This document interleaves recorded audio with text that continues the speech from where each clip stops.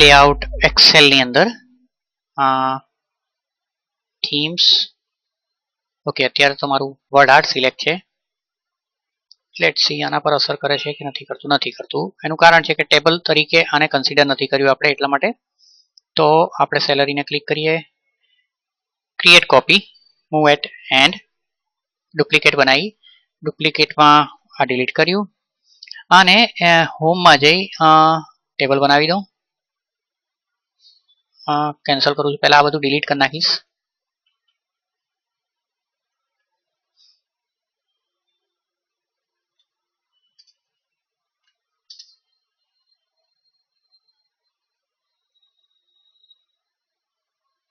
તો આટલો ભાગ મેં ટેબલ બનાવ્યો. પેજ લેઆઉટમાં ગયો.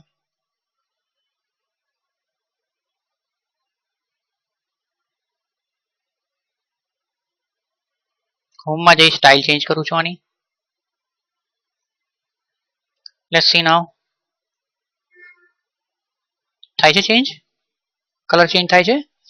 તો થીમ અહીંથી ચેન્જ થશે, પણ સ્ટાઇલ તમે આપેલી હશે, ટેબલ બનાવેલું હશે ત્યારે. એ જ રીતે અહીંથી કલર ચેન્જ કરી શકાશે. ફોન્ટ અત્યારે ઇફેક્ટ જોવા નથી પડતી, ત્યાં સ્ટાઇલ એ પ્રમાણેની હશે તો તમારી આ લાગુ પડશે.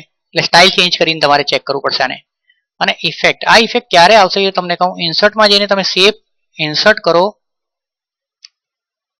અને એક મિનિટ, સોરી, શેપ ઇન્સર્ટમાં જઈ શેપમાં આપણે આ પ્રમાણેનો શેપ લઈએ છીએ અત્યારે, જેથી કરીને જુદા જુદા કલર આપણને જોવા મળે. હવે તમે પેજ લેઆઉટમાં જાઓ, અહીં ઇફેક્ટમાં જાઓ, જુઓ ચેન્જ થાય છે. ઓકે, હા, આ રીતે. આ વસ્તુ વર્ડમાં નથી થતી, એક્સેલમાં જ થાય છે અને પાવર પોઈન્ટમાં થશે બહુ તો.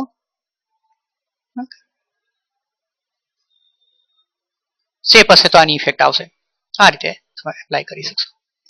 નાઉ માર્જિન, આ પ્રિન્ટ પર અસર કરશે તમારું. ઓકે, તો પ્રિન્ટ પ્રિવ્યુ તમે જોશો કેવું છે તો ખ્યાલ આવશે તમને.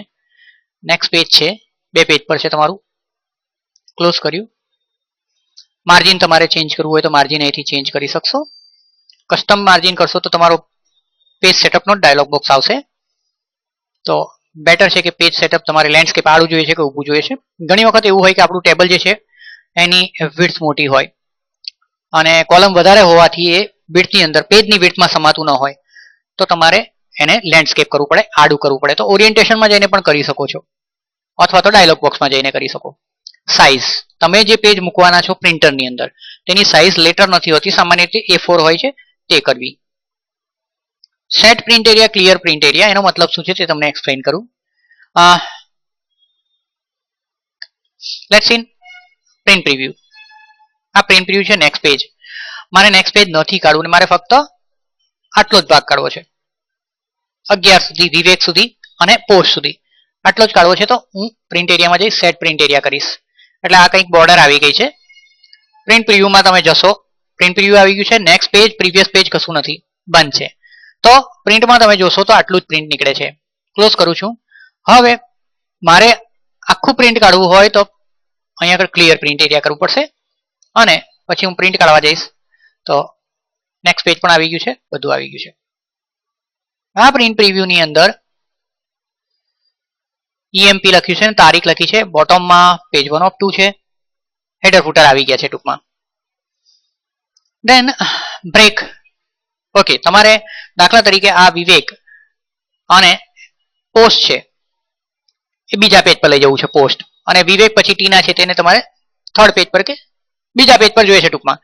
તો ઈ કોલમ અને 13 છે ત્યાંથી હું બ્રેક આપી દઉં છું, ઇન્સર્ટ પેજ બ્રેક. તો આ પહેલું પેજ, બીજું પેજ, ત્રીજું પેજ, ચોથું પેજ, એ રીતે તમારું પ્રિન્ટ નીકળશે. લેટ્સ સી પ્રિન્ટ પ્રિવ્યુમાં ખબર પડશે. સોરી, ઝૂમ કર્યું મેં.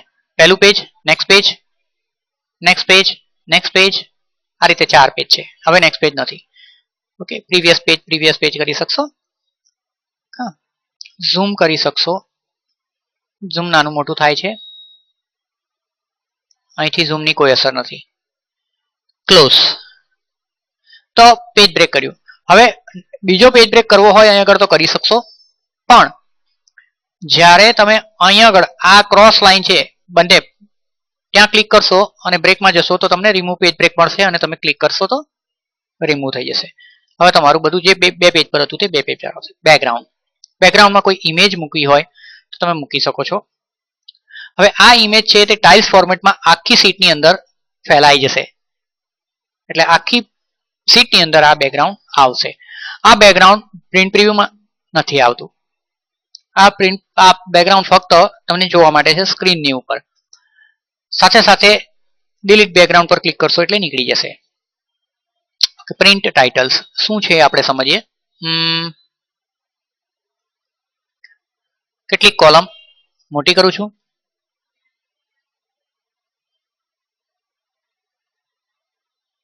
Print preview. અહીં તમે જોશો કે 1 2 3 4 રમેશ એમ્પ્લોય નેમ જેન્ડર એજ પોસ્ટ એવું આવ્યું છે. નેક્સ્ટ પેજ પર આ બધું ગયું છે. નેક્સ્ટ પેજ પર પ્રિન્ટ નીકળે તો સાથે સાથે નામ નીકળે. જો તમે એવું ઈચ્છતા હોય તો તમારે કંઈક ગોઠવણ કરવી પડશે, અથવા તો તમારે ડુપ્લિકેટ આ સેલરીની અંદર અહીંયા આગળ સેલરી પહેલા એક કોલમ એડ કરવી પડશે અને બધું કોપી પેસ્ટ કરવું પડશે એમ્પ્લોય નેમ.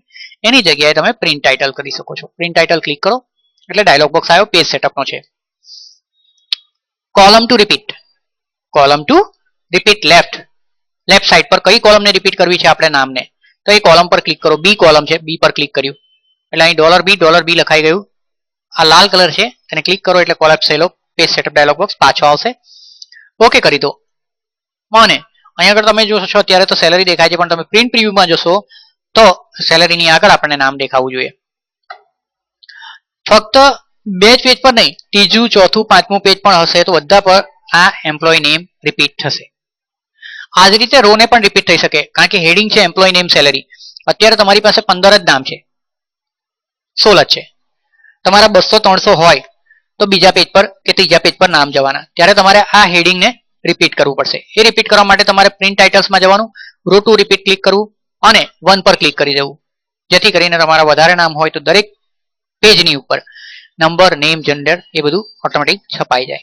આ તમે કરી શકો છો, પણ આપણે આમાં જરૂર નથી એટલે હું કેન્સલ કરી દઉં છું. This way page setup dialog બોક્સથી તમે પ્રિન્ટ કરતા પહેલા બધું સેટિંગ કરી શકો છો.